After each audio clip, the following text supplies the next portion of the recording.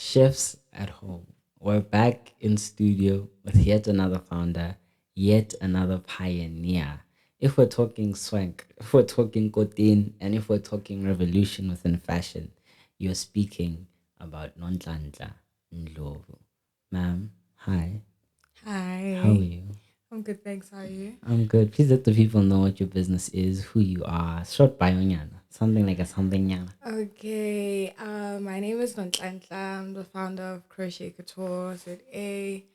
It's just a crochet brand that I started in 2020 with the lockdown. So COVID lockdown started that. Anxiety was a thing. We didn't know what was happening. So I just needed to do something to keep me busy. And then I Googled how to crochet. And then, Wait, before we get there, don't give us too much. oh, not too much. history. Yeah, so Don't give us that's too how we much. came about. So Don't give us too yeah. much. But also, I need you guys to know that she lied a little bit. She said it's just a crochet company. It's not just a crochet company. If you know Waffles, you might. If you know Yanda, you might. Yeah, but it's fine. We'll get there.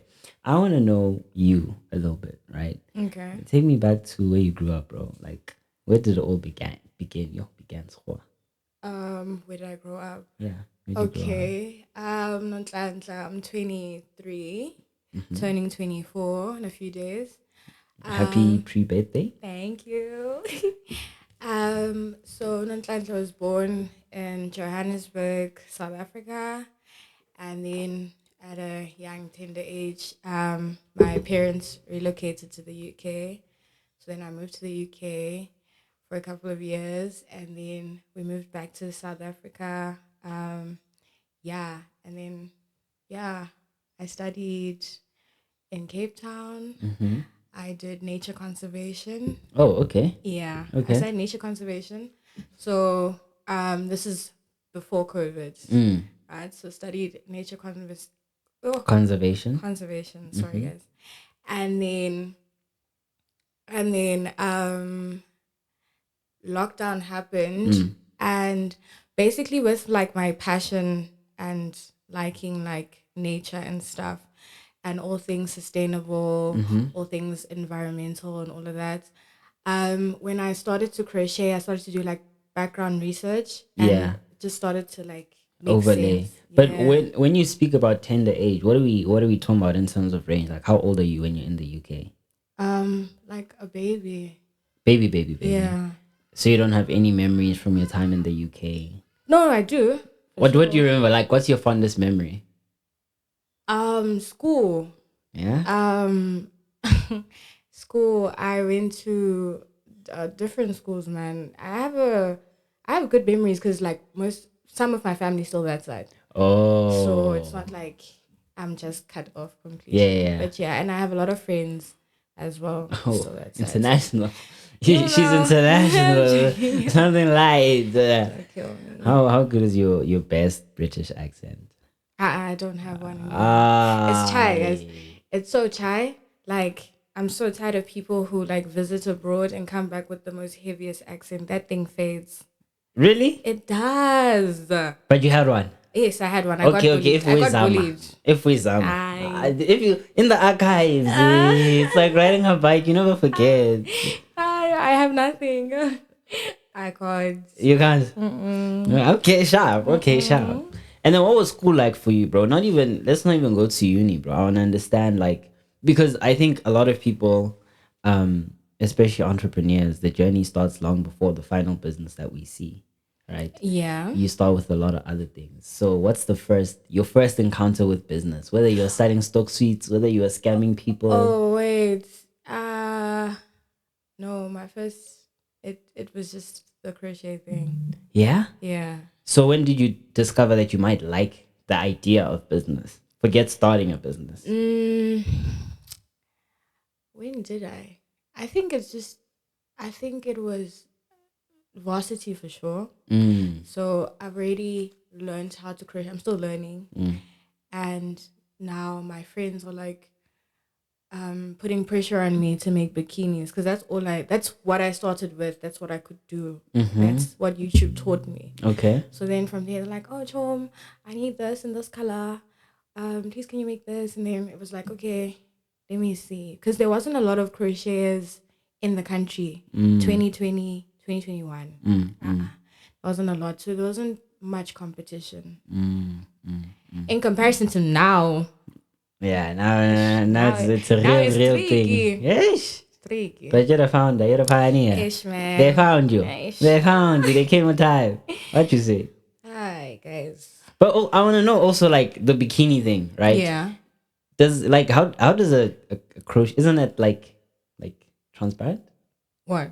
A crochet bikini? No. No? No. So it's full coverage. Yes. Oh, okay. Yes, it's okay, full okay, coverage. okay. And at this point, you start crocheting, right? Okay. You see the overlay between what you're studying and what you're liking. Yes. When are you like, okay, let me sell this? Let me maybe give it to someone and make them pay for it. I started with my friends. Definitely. So it started here with the friends. If the sizing was wrong, they send it back. At the time, I hadn't really figured out like how to price as well. So I was just, they were using me. They was using me. It's fine. But yeah, so that's how I got into that. And then also just like learning about the background and all of this with crocheting wool in our country as well. South Africa, we export a lot of wool internationally as well. Oh, okay. We have our own wool. I mean, we have the Karoo sheep in the Karoo that make merino wool that people use to crochet and all of that. So it starts to like intertwine when I see what I'm studying and like what I like doing. And when I do more research on what I like doing, it's like, oh, passion is still there. Yeah. So I want to tell you that you and I are going to fight because I feel like you're being too humble in this interview. I'm being humble. There's too many things. Like you're just dropping real gems of knowledge here. Oh, sorry. I feel like you don't even know what you're doing, bro. So I want to know more about what the process of research is like, bro. What are you finding out? What is the craziest thing you're learning? And you speak about crocheting being sustainable. Yes. I have never heard that as a thing in my life. Really? I just learned it today. You see why I say humble? Crocheting is... You're not teaching me the way you should be teaching me. Oh, sorry. Crocheting is sustainable. So it's like, it's part of slow fashion. So I fall under the slow fashion movement, basically. Okay. And what crocheting does, or like knit makers do, is the opposite of things like Shein. So it's quantity over quality, basically. There is no machine that replicates crochet. Everything is handmade. And it takes time.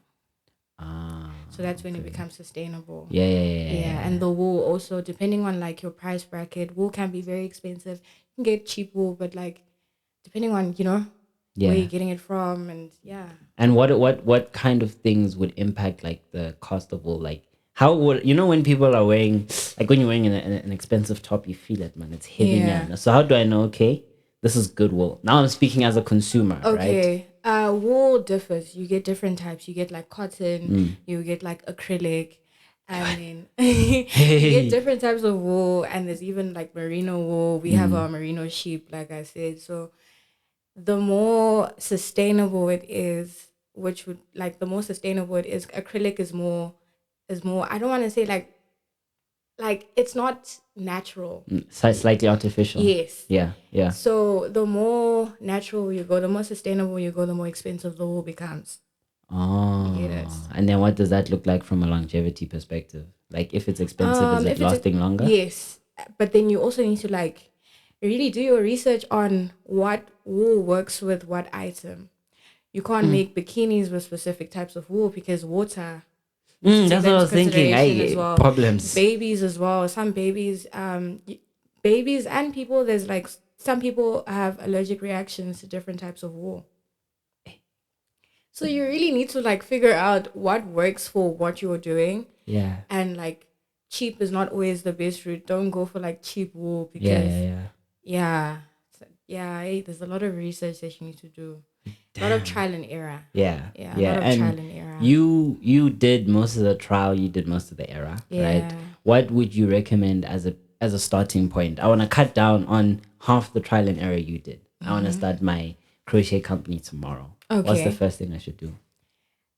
First thing, figure out a wool supplier in the country.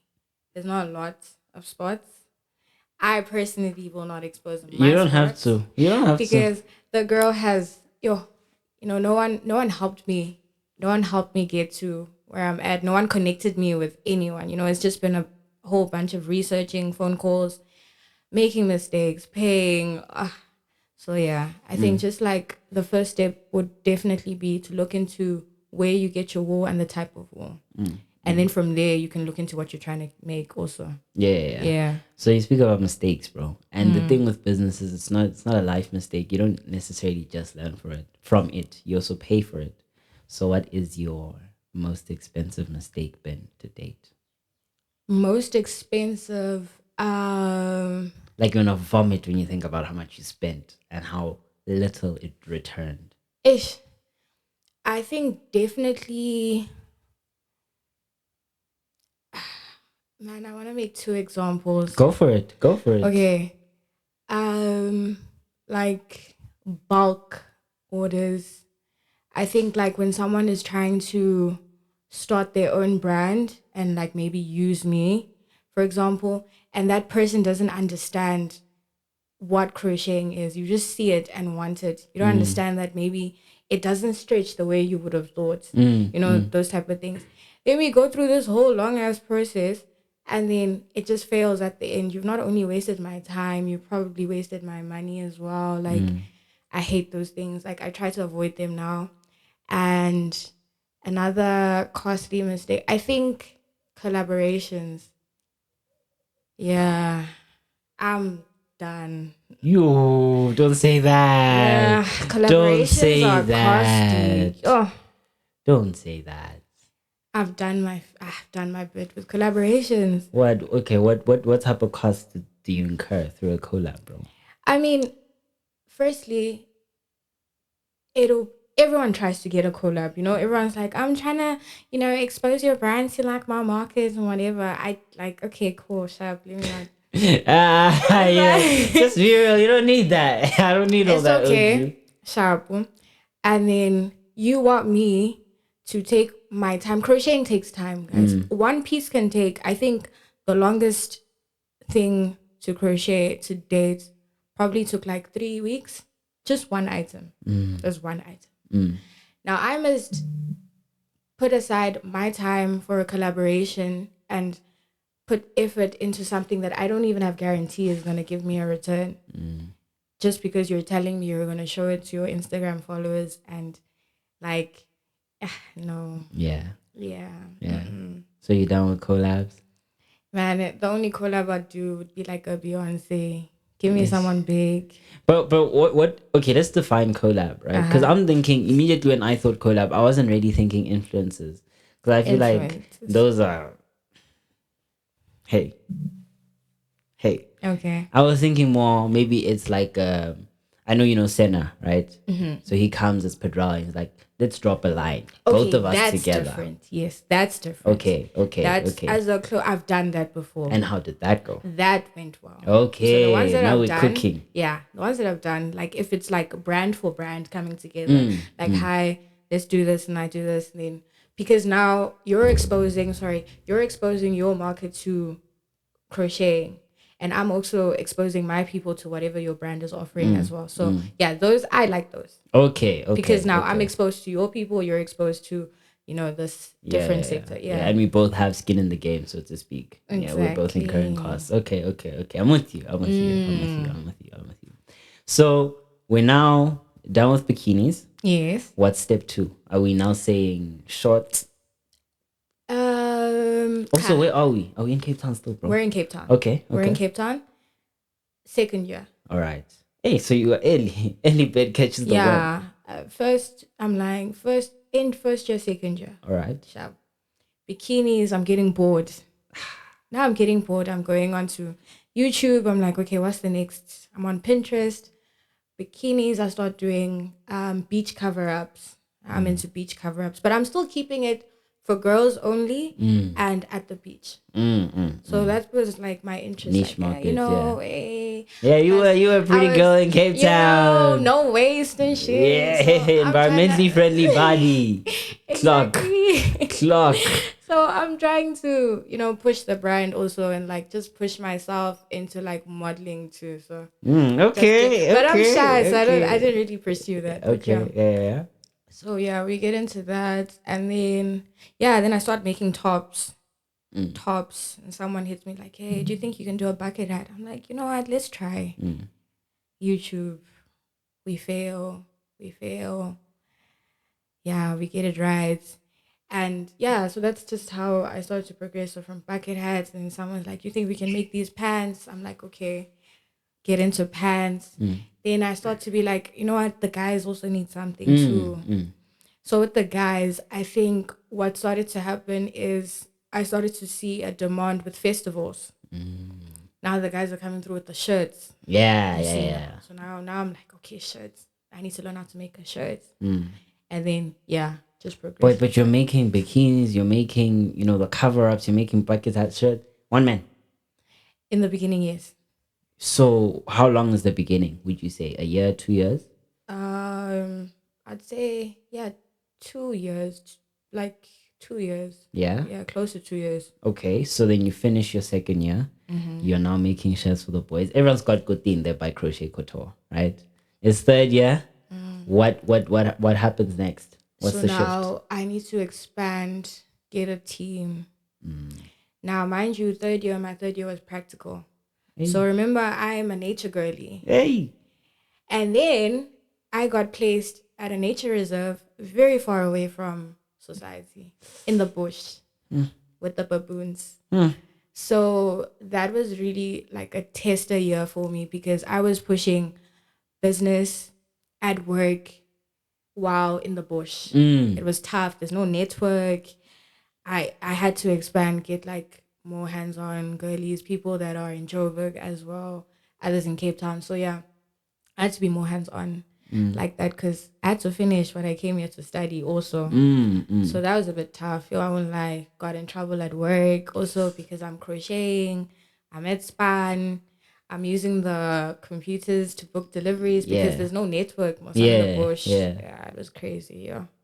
It was crazy. But then, like most entrepreneurs they get a team when they're still in the business. You're basically like almost separate from the business because you can't do any of the on the ground work, Yeah. So Year. how did you know that I can trust you to make a design the way I would make it? Okay. So I had a main kind of team. There was two girlies that I knew and I trusted them. Still trust them to this day. So I knew that with them, I could, whenever I came home for like holidays and whatnot, I'd be able to like see them or like see what's happening, all of that. So I knew those two, like when it came to quality, I can trust. And then you try and expand a team and you like get the wrong people on board. And now I'm dealing with refunds. I'm dealing with return stuff. I'm trying to like, oh my gosh. I'm so sorry. I'm so sorry. Sorry, we made a mistake. Let me do A, B, and C to make this right. Yeah, man. I think one thing I struggled with was just giving other people responsibility. I find comfort in doing everything by myself, which can be very overwhelming. But it's like the minute you give people the responsibility and they mess up, you hate yourself more for that. Way more. You're like, Mara. And then you need to understand that I don't represent myself anymore. I represent a brand.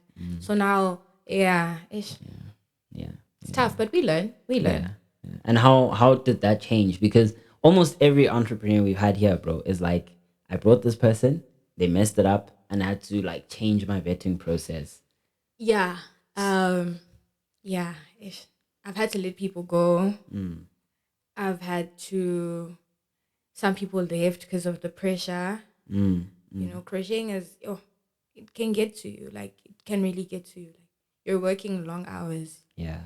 Your hands are cramping. I had we had to be using that ice pack at some point because your wrists like get sore. But we make it work. So vetting process wise, man, I think I won't be doing that anytime soon. I'm comfortable with the little team that I have. Yeah. And how little is little right now? How little is little? Like less than 10. Less than 10. Yeah. Yeah, but how much of the work that you were doing in the beginning are you still doing now? You as Nonhlanhla. Oh, a lot, eh? So Yeah. thing is I do like crochet. So I'm addicted to doing it anyways. So get fine. But I do do a lot of work. Yeah. Yeah.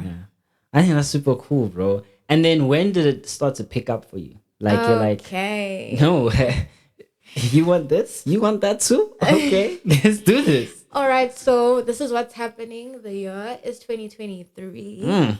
Smells like money. Yeah. Yes. Yeah. Amazing year. I'm on my way to Cape Town for my graduation. It's my birthday in 2 days. And suddenly my phone is going off. Like, what's happening? What's going on? Girl, is this you? Girl, is this you? Girl, is this you? I'm like, what's happening? Hey, boo, Uncle Waffles, Coachella. I'm like, what? Waffla. Hey, boo, I must see. No one told me anything. What's going on? What's going on? I'm about to graduate. I'm walking. Oh, Yeah. gosh, what's going on? This is the grad present. You know, I'm literally excited that, like, you know what? I thank God that I finished. You know, I've made it through varsity. I'm turning 21 in a few days. What do you mean we've got Coachella? And I think what made it special for me as well, it was the fact that besides not knowing that she was going to wear that specific piece, but also to know that she was, I think, the second South African artist to ever headline Coachella. I think after Black Coffee, if I'm not mistaken. But that just made it so much special for me. Emotion. Yo, that was crazy. I just need to take a step back because I know, because I did the research. You know, because you lived it, but people at home may not know. What exactly happened? What are they telling you is happening? What did Waffle do? What did Waffles do? What do you mean? What do you mean? What did she do? With your piece, where did she wear it exactly? Oh, at Coachella. So on stage. Performing. Thank you. That's what I want to hear. Oh, That's what I want you to Day hear. 2, Coachella, Yes, 2023. Thank you. Yeah. She's now picking up on her career. And then she comes through with the crochet level. I say, what? And thing is, I won't lie, like when I first saw the piece when I made it, I didn't really understand the concept. Like, you know, I'm not really like a fashionista like that. So I didn't really, when I put it on my mannequin, I was like, okay, this is nice, but I'm not sure where I would wear it to.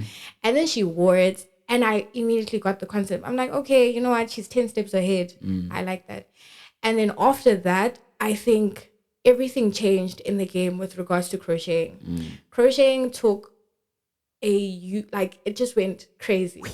It just went crazy to the point that I feel like when it comes to the industry, music-wise, crocheting has had some sort of influence. For sure. I see it abroad. Besides shipping abroad and all of that, I see it with DJs now. It's like a thing now. DJs want to wear crochet. I'm like, you know what?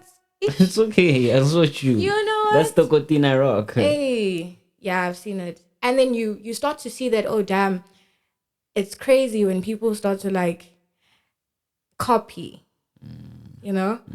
I don't mind it. It's fine. You know?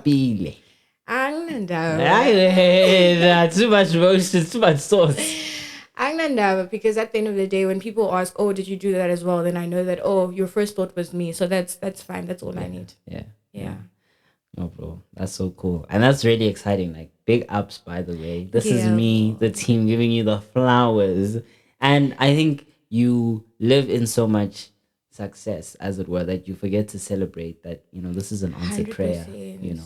And I want to understand that as well, because you spoke about thanking God in that moment. How essential is God in your business life? He's number one. He's number one. Everything I do, you know, you're just thanking God for the opportunities, because I don't know, man. Anyone could have worn anything else, you know. It didn't have to be crochet. And crocheting is so weird. Like it's it's something that Abokoko used to do. Yeah. Their baddies have hopped onto it, you know. Oh. The baddies have hopped on. So it's like, I don't think I would be where I'm at right now in terms of the space and the clothing and all of that without God. For sure. So That was there's another a thing I episode think that of I Something is Cooking. You heard it here first, half a folks. decade. Catmark himself, the Minister of Success, Uncle Half a Waffles, decade. brought you the founder, the CEO, and the pioneer, thereby Crochet Couture.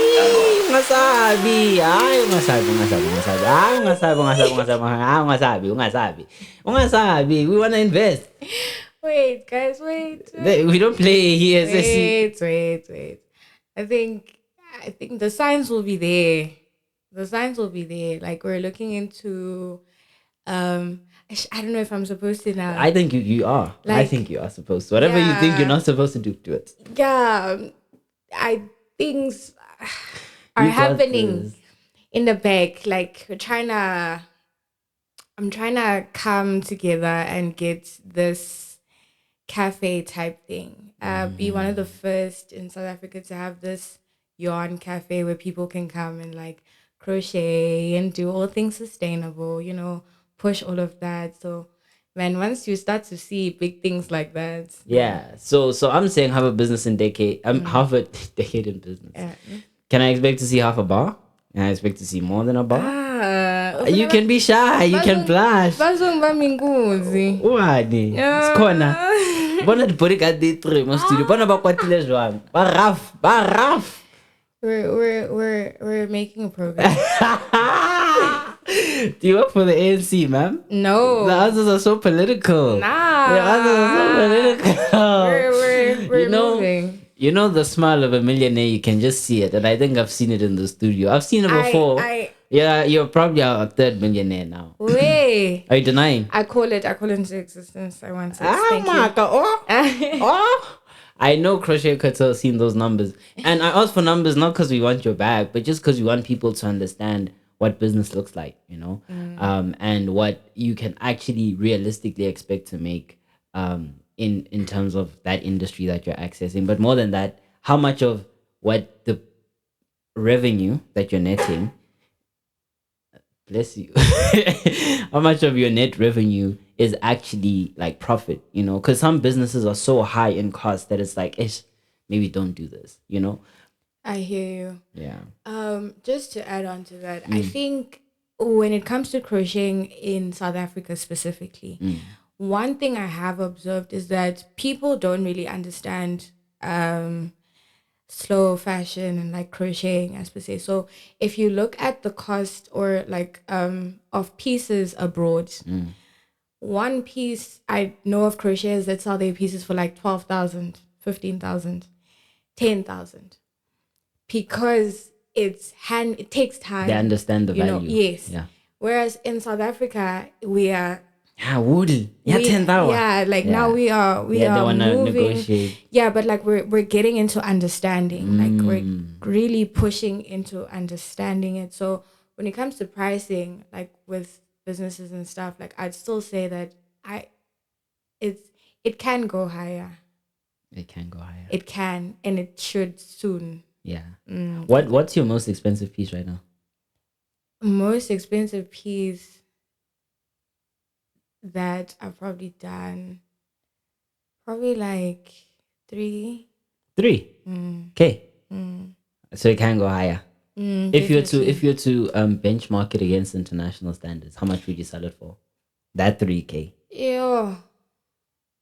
No. How much? Higher. How much? What's about the number? One thing about you, I know Mandela's full in that account. You always have the swipe any. No, man. Definitely higher. 10, 15. Yeah, possibly. I think also I'm just trying to like start using like move towards more sustainable wool. Like just make obviously everything costs go higher. Yeah. No, for sure. Look, Nonhlanhla, I feel like there's so much that you've given us. But there's so much more that I want you to give us and so much more that I want us to speak about. But I don't want to ruin it for the chefs. I feel like you've given them really good bits of knowledge, right? And I want you to just wrap by, firstly, before we wrap, actually, I want to speak about your international network. What was the process of establishing that? When did you get your first, oh, this is not an SA number. This is not an SA value. Okay, first one was definitely immediately after Coachella. Ha. Went like this. Washa. Went like this. Washa. And then I had to figure out shipping and what was easier. I made a few mistakes in the beginning, picking the right courier service abroad and all of that, opening accounts, all of those things. But yeah, definitely now it's smooth. I think international shipping is faster than our domestic. Really? It is. It's so quick. Is it expensive? Not really. So it makes sense. Like, Yeah, it's makes where it sense. needs to be. Yeah, I mean, if I'm shipping to the UK and it takes 3 days, now go postnet, I must wait. How many days? Oh, 3 days to the UK. 3 days, 3 to 5. Can be quick. And then what are the biggest lessons people should know? I want to go abroad. My business is ready. I want to cut down on the mistakes. Going abroad, ne? Customs. Get in, do your research, man, with your different countries, customs, how it works. Do your research, because sometimes you end up paying extra. Then now you're making a loss, but you're gonna learn from it. So definitely do your research with regards to which courier you're gonna use and the costs and things like customs, legislations in different countries. Yeah. And which markets are profitable right now as far as crocheting goes? Outside of SA, that is. Which markets? Like where you getting majority of your orders overseas?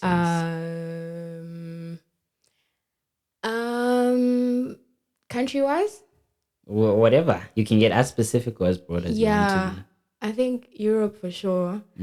But definitely like I'm saying the US as well. And then Portugal. Really? Yeah. Wow.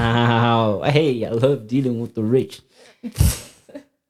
Listen, bro, thank you so much for giving up your time. Guys, it's a Sunday. She came from church, from very far. Yeah. So we really, really do appreciate you honoring the invite. But more than that, we appreciate you putting our chefs at home onto game. Yeah. Thank you for what you're doing for the culture. Thank you for what you're doing for the movement. You are doing it. There are people that try and there are people that do it. You are doing it. And you're going to do more. You're going to go higher and we'll be there. Sure. We will be there. We have found her. We have located her. She's coming with time. That's the cool. What is your business word of the day? My word of the day. I'm just gonna go with what I always say for my word of the day, which is definitely sustainability. Sustainability. Yes. You heard it here first, folks. The person who, in my eyes, in the eyes of anyone that knows Kotin, brought crochet culture to SA. And she has many plans to elevate it. Please stay tuned. Please support.